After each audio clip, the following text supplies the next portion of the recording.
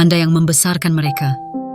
Anda yang memberi makan, memberi kasih sayang, dan berdiri untuk mereka di saat mereka bahkan tidak menyadarinya.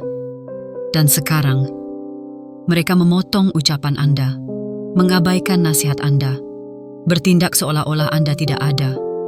Jika Anda pernah merasa anak-anak Anda yang sudah dewasa tidak lagi menghormati Anda seperti dulu, Anda tidak sendirian. Tapi kabar baiknya, ada cara untuk mengubah dinamika ini. Dan Anda tidak perlu berteriak, memaksa, atau mengemis. Justru semakin tenang dan kuat Anda berdiri, semakin besar kekuatan yang Anda miliki. Hari ini, kita akan membahas 6 tindakan sederhana, namun kuat untuk membangun kembali rasa hormat, mulai dari sekarang juga. Saat Anda memilih diam untuk menghindari konflik, Anda secara tidak sadar mengajarkan orang lain bahwa suara Anda tidak penting. Padahal, kebijaksanaan yang tidak diungkapkan adalah kebijaksanaan yang sia-sia. Tidak masalah jika ada perbedaan pendapat. Masalah baru muncul saat Anda berhenti berbicara sama sekali. Saya pernah bertemu Sulastri, seorang pensiunan perawat berusia 60-an, yang takut memberi pendapat karena takut memicu sesuatu. Tapi suatu hari, ia berkata pada putrinya, "Aku tidak berniat mengatur hidupmu, tapi aku juga tidak akan pura-pura tidak punya suara." Kalimat itu mengubah hubungan mereka. Anak-anak Anda tidak perlu setuju dengan semua yang Anda katakan, tapi mereka harus mendengarnya. Dan itu dimulai ketika Anda percaya bahwa suara Anda layak untuk didengar. Sangat mudah untuk terus menjadi penyelamat. Anda tahu kesalahan apa yang mereka buat bahkan sebelum mereka menyadarinya. Insting Anda ingin membantu, menasihati, bahkan menyelamatkan. Tapi jika Anda terus menyelesaikan masalah mereka, pesan yang Anda kirim adalah, Anda tidak percaya mereka bisa menghadapinya sendiri. Tarik diri sedikit. Biarkan mereka jatuh, karena dari situlah mereka belajar. Saat Anda berhenti mengasuh karena kebiasaan dan mulai memimpin dengan keteladanan, mereka akan mulai melihat Anda sebagai sosok bijak, bukan sebagai tukang cadangan. Cinta bukan soal selalu berkata ya, bahkan mengatakan ya ketika hati Anda berkata tidak, justru menciptakan luka dan kejengkelan di kedua sisi.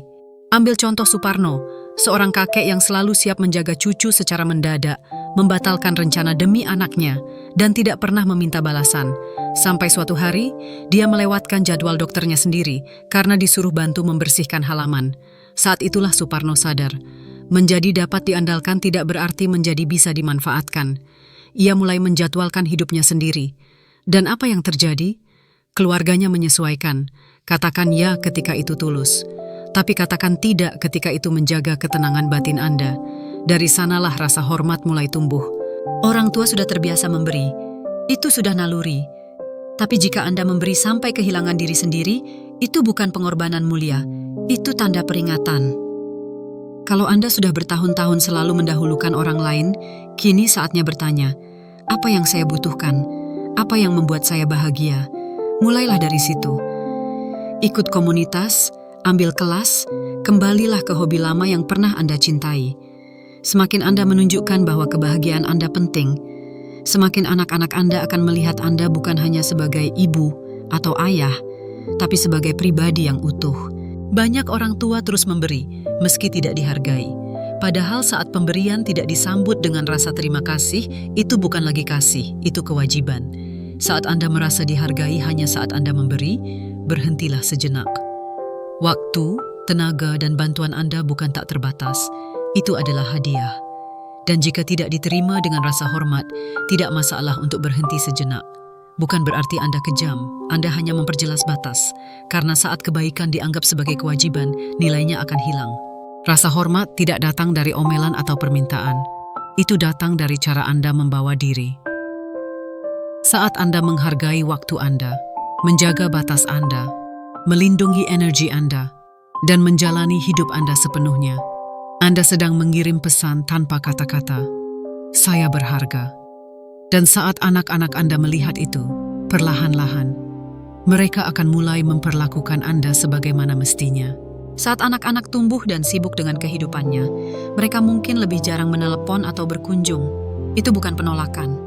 Itu bukti bahwa Anda berhasil membesarkan mereka menjadi pribadi mandiri, tapi itu juga berarti peran Anda berubah. Dan yang terbaik yang bisa Anda lakukan sekarang, ciptakan hidup yang indah, bermakna, dan tidak bergantung pada kehadiran mereka. Berpergian, belajar, tertawa, hidup. Dan ketika mereka datang, mereka akan melihat seseorang yang kuat dan bahagia, bukan seseorang yang menunggu penuh harap.